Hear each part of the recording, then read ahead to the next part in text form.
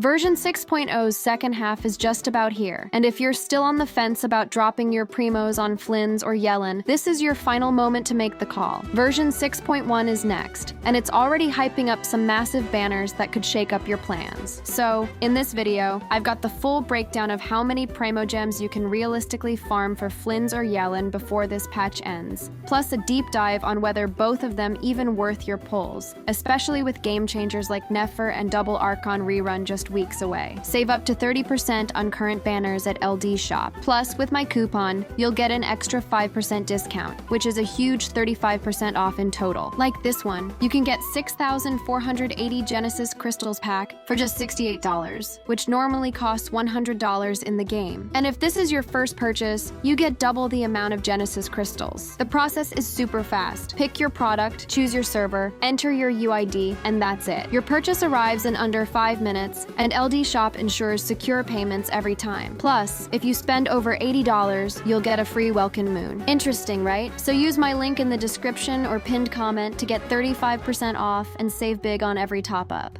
Alright, let's talk about the numbers. We've got about 21 days left until version 6.1 hits. That's plenty of time to farm those primos if you're on the grind. Here's the breakdown of where they're at. Daily commissions are your go-to, dishing out 60 primos a day, which stacks up to 1,260 primogems over 21 days. Just log in, smash those quick quests, and you're golden. Imaginarium Theater is back with a reset, and it's juicier this time with a new stage and first clear rewards, handing out up to 1,300 primogems if you clear it all. That's like 8 pulls for free. If you can't finish, just push what you can. Every bit counts. Spiral Abyss resets once this half, so if you can steamroll floors 9 through 12, that's 800 primogems in the bag. Even if you only clear a few floors, grab those primos. They add up. Events are looking sweet in Phase 2. Dodako's Blow Up Errative. Bomb Nanza is this wild co-op boss fight where you chuck bombs at spiky fish and mini-bosses for 420 primos. Lightner's Journey is way more chill. Just snap some photos at set spots for another 420 primos. Then there's the Tracing the Heart's Journey web event, tossing you 180 primos for a couple clicks. That's 1,020 primogems from events, and they're super easy if you don't slack on your dailies. Anniversary rewards are a big deal. 2 of the 4 mails from September 28 hit this phase, starting September 30, giving you 800 primogems. Plus, starting October 1st, a 7-day check-in event drops 10 intertwined fates, which is like 1,600 primos worth of pulls. If you didn't go ham on Nodcry's content in Phase 1, you can probably snag about 250 primogems from leftover side quests. Exploring Nodcry, chests, oculi, those sneaky hidden spots, should get you around 1,300 primos if you're the average player. Keep tossing stuff into Nodcry's offering system for another 600 primos. Achievements from messing around with teams or exploring pop about 120 primogems on their own.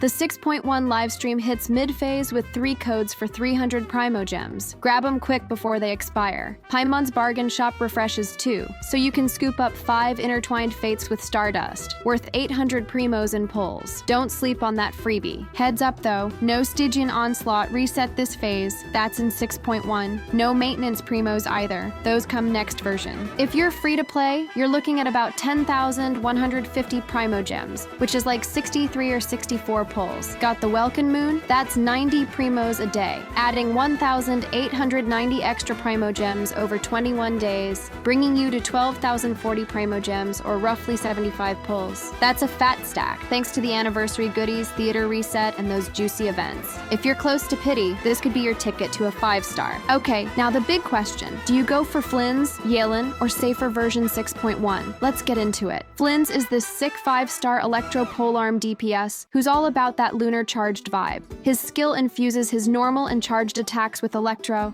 letting him zip around with these lunging strikes that feel like you're dancing through enemies. His burst is a straight-up shadow flame explosion, dishing out huge AoE electro damage that pops off even harder with lunar charged reactions. Plus, his flying traversal in Nodcrow makes exploring feel like a breeze. I'm kinda obsessed with how smooth he plays. It's like he's shredding enemies while looking cool as hell. hell. But here's the deal. He shines brightest with battery supports like Fischl or Raiden to keep his burst ready, and he loves reaction teams for Overload or Electrocharged. If your roster's low on Electro Synergy, you might need to tweak his ER or team comp to make him sing. He's a blast for anyone who loves fast combo-heavy DPS, but if you're not set up for his playstyle, he might feel a bit needy. If his shadowy lunar vibes got you hyped or you need a fresh Electro carry, he's your guy. On the other, Yelan is the 5-star Hydro sub DPS we all know and love. Her off-field Hydro application, scaling off HP, is like cheat codes for Vaporize, Bloom, or just straight-up damage. Her dice-rolling burst is so clean, and that skill dash makes zipping around Nodcry a vibe. She slots into pretty much any team without breaking a sweat. If you've already got Furina or another top Hydro sub, she might not add much new, but if you missed her or need a reliable Hydro unit for multiple squads, she's a no-brainer. Now here's the spicy part. Version 6.1 is coming in hot with some crazy banners. Nefer, a 5-star Dendro Catalyst DPS, is getting all the hype with her Lunar Bloom reaction and a nutty 88.2% crit damage weapon. She might just rewrite the meta. Then you've got a Double Archon rerun with Furina, the Hydro DPS to support Queen, and Zhongli, the Geo Shield God, plus Arlecchino, a Pyro DPS monster. It's giving Fontaine launch vibes all over again. Pulling now could leave you short for a game changer. Nefer might shake up team building.